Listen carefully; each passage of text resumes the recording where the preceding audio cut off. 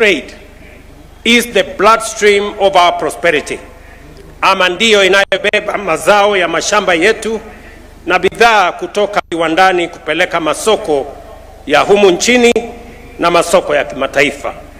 Together, agriculture and trade are the twin engines that drive Kenya's inclusive growth and national development. The theme of this year's show, promoting climate-smart agriculture and trade initiatives for sustainable economic growth, could not be more timely. It reminds us that for Kenya to thrive, agriculture must not only feed our people, but also adapt to climate change, embrace sustainability, and leverage innovation. Hii mada pia inatufunza kwamba biashara ndio daraja kati ya uzalishaji na ustawi. Pasipo biashara nzuri, jasho la wakulima wetu haliwezi kuleta mapato, ajira ama ukuaji. Yet, ladies and gentlemen, the full potential of agriculture has for long been constrained by formidable changes and challenges.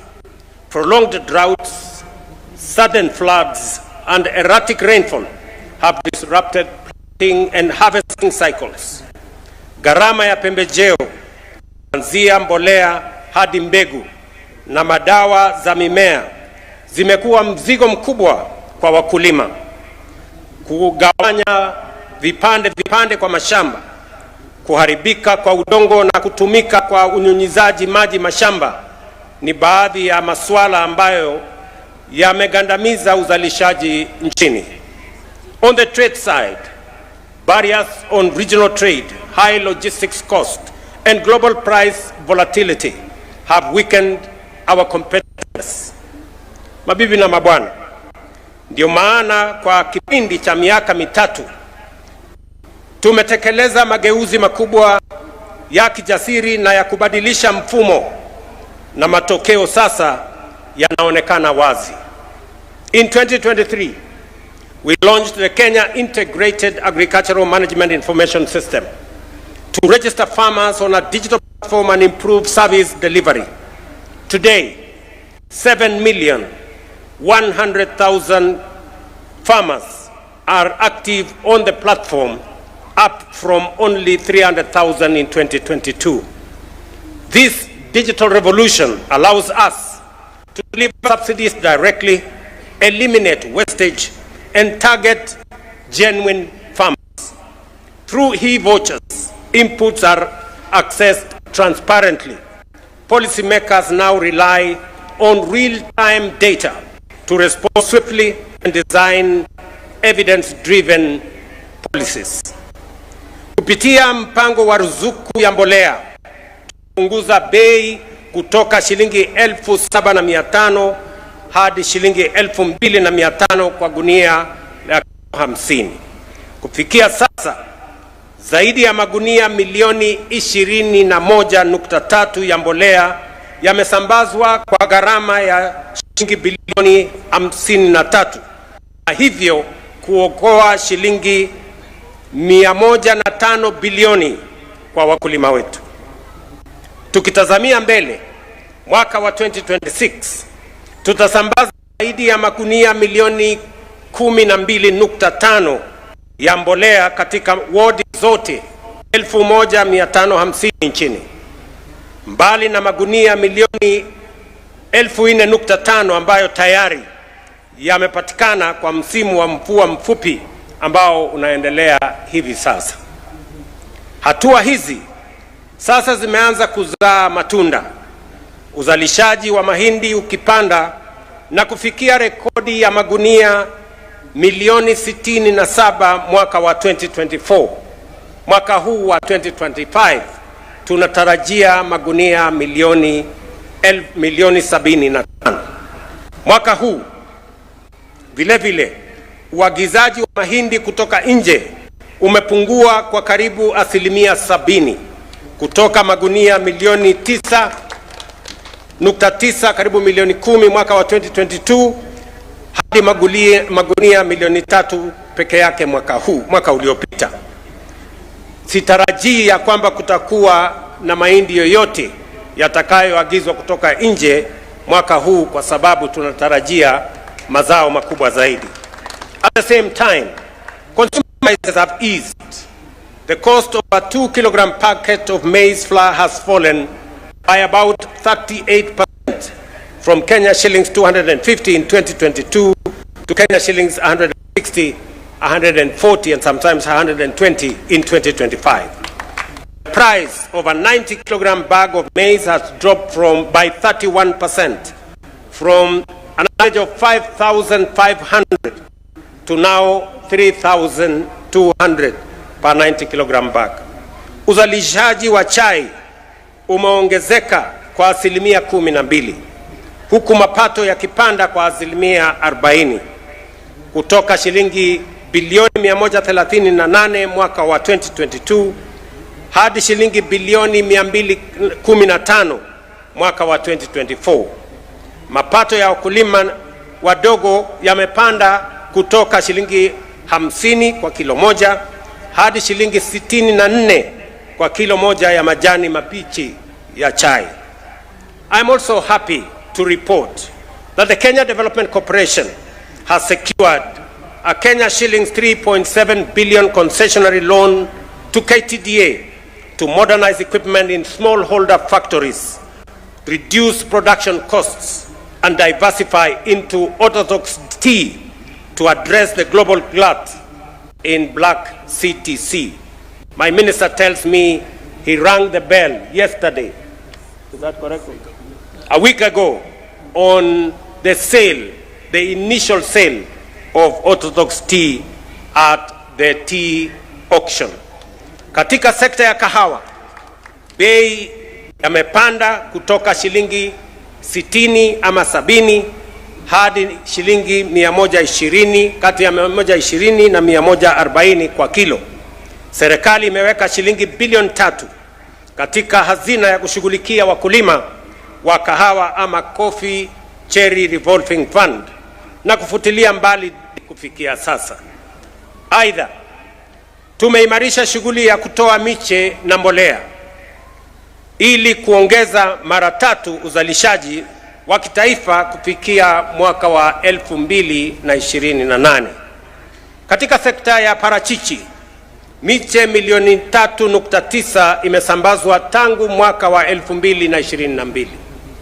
Kwa makadamia, korosho na nazi, zaidi ya miche milioni 3 imetolewa kwa wakulima. Mabibi na mabwana, sekta ya maziwa imeongezeka kwa lita milioni 700 tangu mwaka wa 2022, na wakulima sasa wanahakikishiwa kiwango cha chini cha kati ya shilingi 45 na shilingi 50 kwa lita moja. Mauzo ya maziwa katika masoko ya nje ya nchi umeongezeka maradufu, huku mitambo ya barafu 300 ama milk cooling plants 300 ikisambazwa kwa vyama vya wafugaji wa ng'ombe ya maziwa.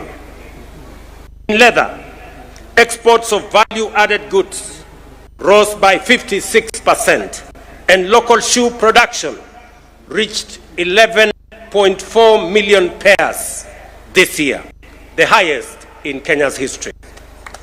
Fellow citizens, Kenya cannot and will not continue to be an exporter of raw produce. For decades, we have exported our tea, our coffee, our livestock, our minerals, our cotton, our hides and skin, and even our fish in raw form, only to import them at a premium as finished products.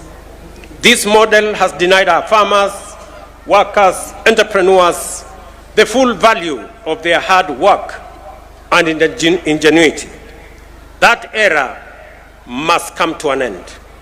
Through our special economic zones, county aggregation industrial parks, and common user facilities, such as the one recently launched in Vipingo, and the ones we are launching soon in Dongo Kundu and Naivasha, we are determined to add value to every product, to create jobs for our people and to raise incomes for farmers and to ensure that more wealth stays and more value stays in Kenya. Aidha, tunajenga maeneo maalum ya viwanda vya kukusanya, kutayarisha na kuongezea dhamana kwa mazao yetu ama county aggregation and industrial parks katika county zote 47. Hivi ndivyo tutakavyokuwa vituo vya wakulima kupeleka mazao yao, kupata hifadhi ya baridi, mahala ya kisasa na mitambo ya kuongezea dhamani na kuunganishwa moja kwa moja na masoko ya ndani na masoko ya kimataifa. Pia tukipunguza hasara ya mavuno baada ya mavuno, kuondoa madalali wanyonya wakulima, yaani brokers na cartels na watu wengine huko katikati, kupunguza gharama ya usafirishaji na kuhakikisha kwamba wakulima wanapata malipo bora.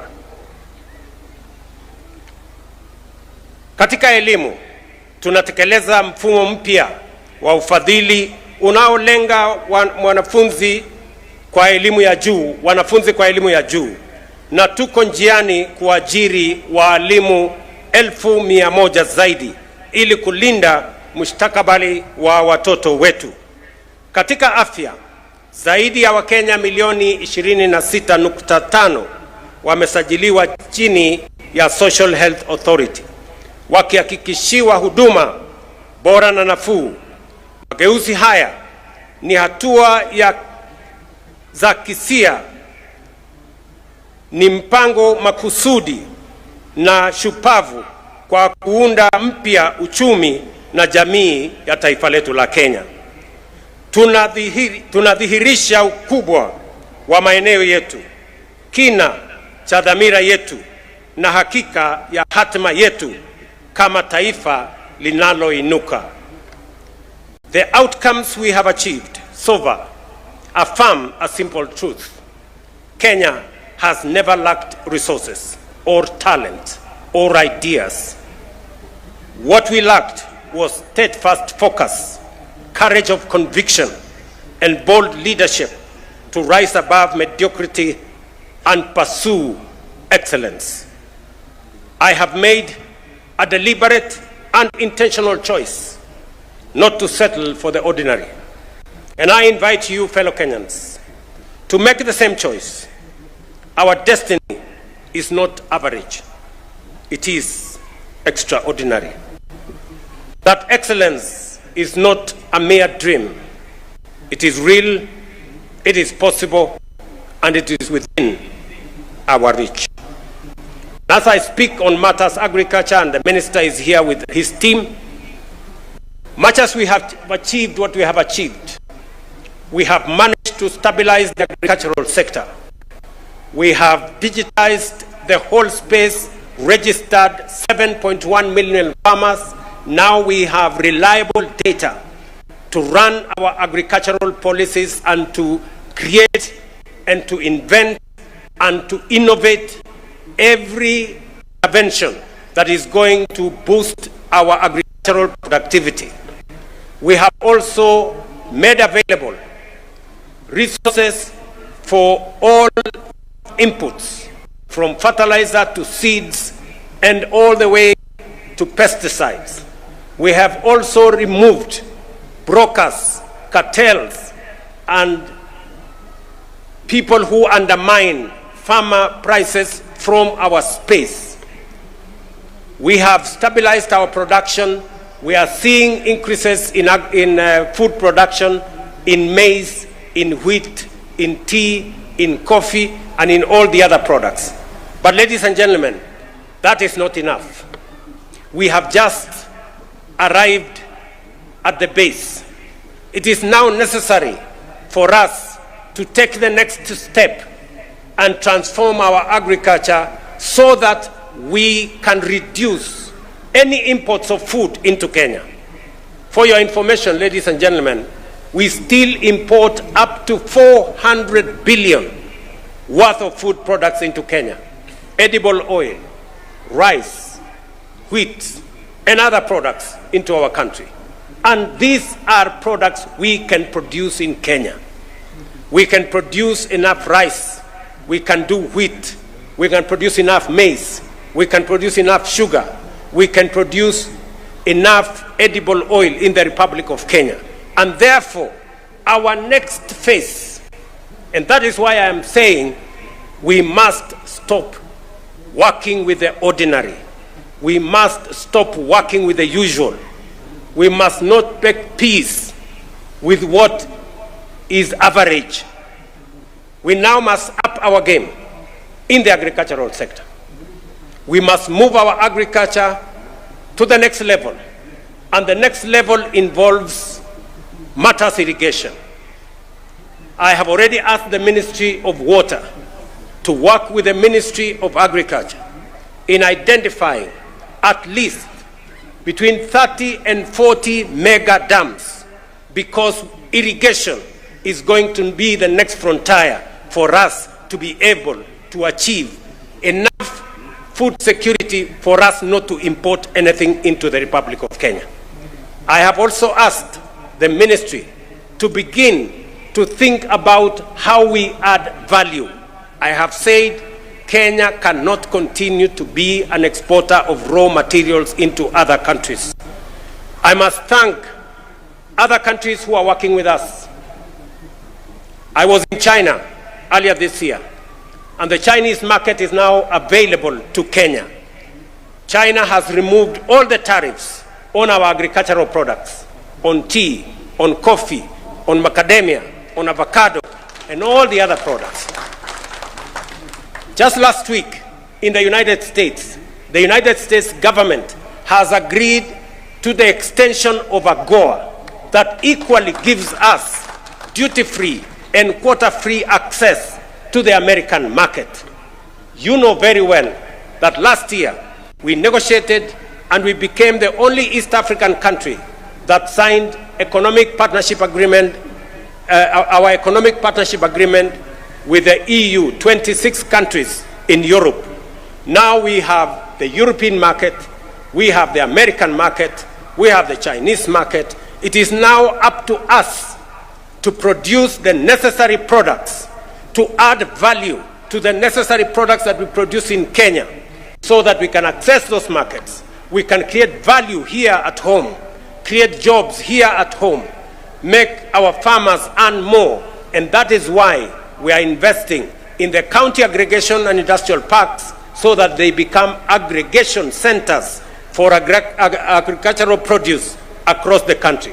It is the reason why I've just mentioned here, we are having another 6 special economic zones, from Pipingo to Dongokundu to Naivasha to Sagana to Thika to Busia to Eldoret, and another 3 that we are working on to make sure that we create the ecosystem that is going to support our value addition and agro-processing, all the products that we produce, so that we can not only create jobs, we can also create value, create wealth, and sell finished products to the markets we have negotiated globally, whether it is in China, or it is in the United States, or it is in Europe, and of course, in the African continent, using the Africa Continental Free Trade Area. We have that opportunity available to us. What is remaining is us. And I want to ask leaders that the difference between the countries that have succeeded, the countries that were with Kenya a few years ago, and I remember saying yesterday, South Korea was exactly like Kenya in 1963. Their GDP per capita was 79. Kenya's was 80. Today, the per capita of South Korea is 20 times that of Kenya. Yet they were like us. They are an agricultural country like us. They do not have minerals like us. They have the same education with us. The difference, good people, is not that the South Koreans are different from Kenya. The difference is leadership. It is us, the leaders, who must take the decisions that will move Kenya to the next level. And I am persuaded beyond any reasonable doubt that we can change this country in our lifetime if we make the right decisions. And it is time, ladies and gentlemen, I must tell every leader in Kenya, from our MCAs to our members of parliament, to our governors, and everybody in between, our PSS and ministers, it is time for Kenya to move to the next level, and we must up our game. We must stop working with the ordinary. We must stop making peace with mediocrity. We must stop working with the simple, and we must stop working with the average. We must begin to think about transformation. We must work with the unusual. We must work with the bold and innovative and creative. That is how we are going to achieve the extraordinary and move our country to the next level. I must say this repeatedly because that is what our country deserves at this point in time. I must congratulate the leaders who are working together with us to make sure that we push the transformation of our country. There is now evidence everywhere that the decisions that we have made over the last 3 years are giving us results. Housing that has been pending for many years, today we are building 170,000 houses across Kenya. They are visible. Even the naysayers, they cannot say anything anymore because there is evidence that that is working. Our social health authority is working. That is why 26 million Kenyans are registered on that platform. Our agricultural transformation is working. It may have been difficult, it may have been complicated, but that is what it takes to transform a nation. And therefore I must say, to us the leaders, the opportunity for Kenya to be in the first world is now. The opportunity is for us to take up our responsibility, fashion what will take Kenya to the next level, work on it as though our lives depend on it, and make sure we take Kenya to the next level. I am persuaded that that is how Kenya is going to move to the next level. And I am persuaded that Kenya has what it takes, the men and women, the resources, the ideas, the policies, the young people of our nation, the restlessness sometimes you see in our young people, the impatience that you see in our young people is because they are impatient with the ordinary. They are tired of the usual, of the average. They want us to up our game because there is great potential in our nation. And none other than our young people know that. And that is why we must up our game as leaders and as Kenyans. And with those remarks, it's now my distinct honor and privilege to officially declare the 2025 Nairobi International Trade Fair open. I thank you and God bless you. Another round of applause for His Excellency on that inspirational speech. And Your Excellency, before we come to the end or the close of this session, we have the award ceremony. And I will kindly, with utmost respect, request for His Excellency, together with the Waziri, to kindly step forward for the award ceremony. Your Excellency, sir.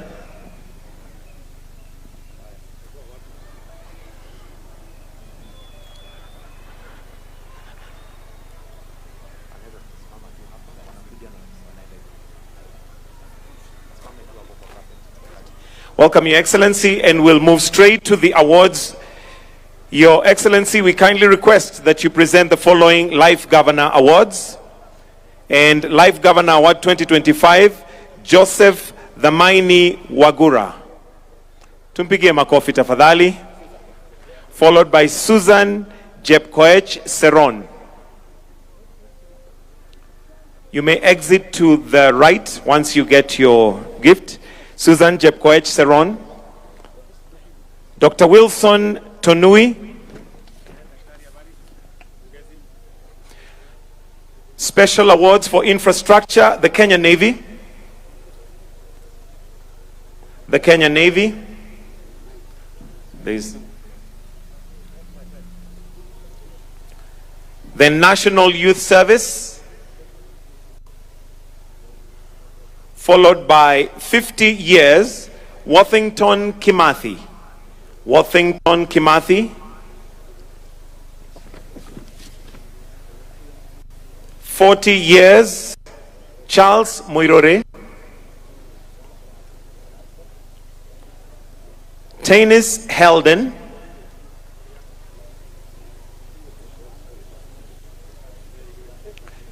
Tanis Helden. Then for 40 years, Hezekiah Muriuki. Hezekiah Muriuki. I'll also be assisted by Martha here to continue.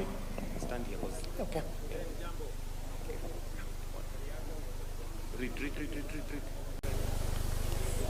The stand that best interprets the current show theme, government stand, Kenya Prisons Service. The best university stand, Kenyatta University.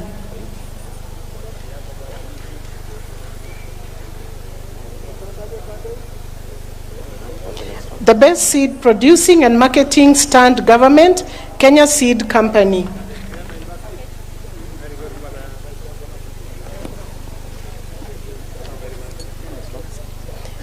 The best agricultural-based statutory board stand, Kenya Sugar Board.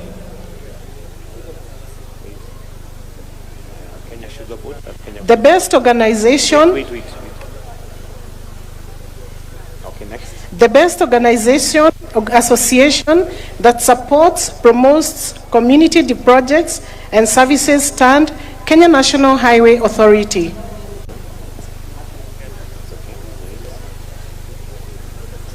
The best stand in water and water waste management services, Athi Water.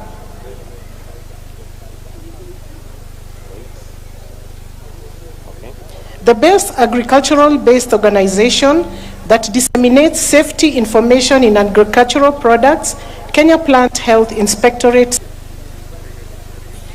and Capacity Building, NACADA. Next. The best stand in display and presentation of security services, government organization, National Police Service.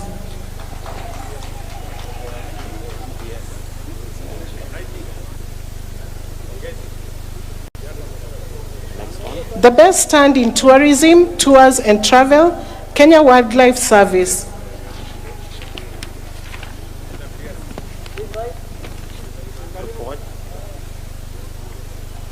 The best display and services in the health sector and pharmaceutical stand, Social Health Authority, SHA.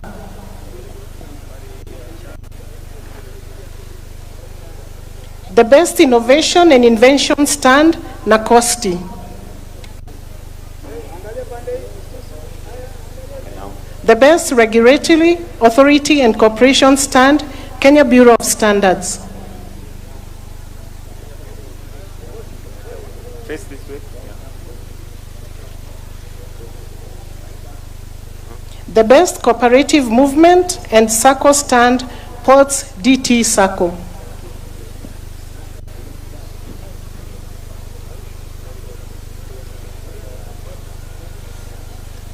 The best bank stand, Cooperative Bank.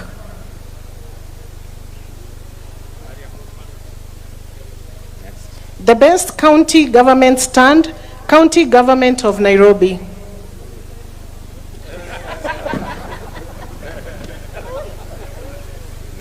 The best county department stand, Department of Green Nairobi.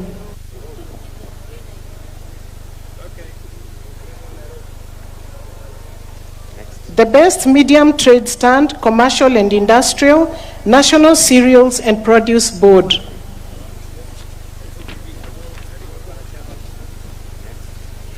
The best small stand, commercial and industrial, Kenya Industrial Estates.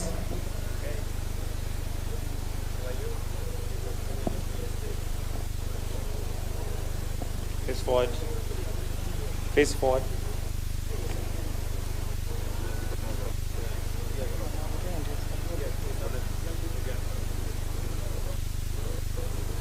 The best independent commission stand, IEBC.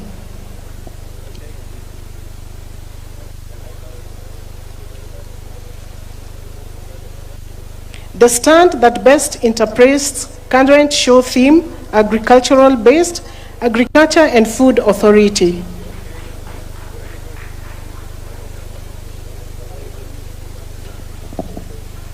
The best microfinancial institution stand, Stima Sacco.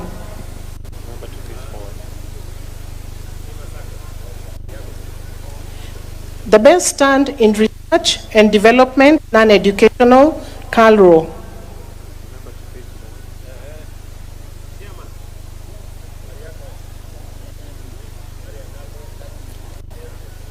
The best stand in hospitality,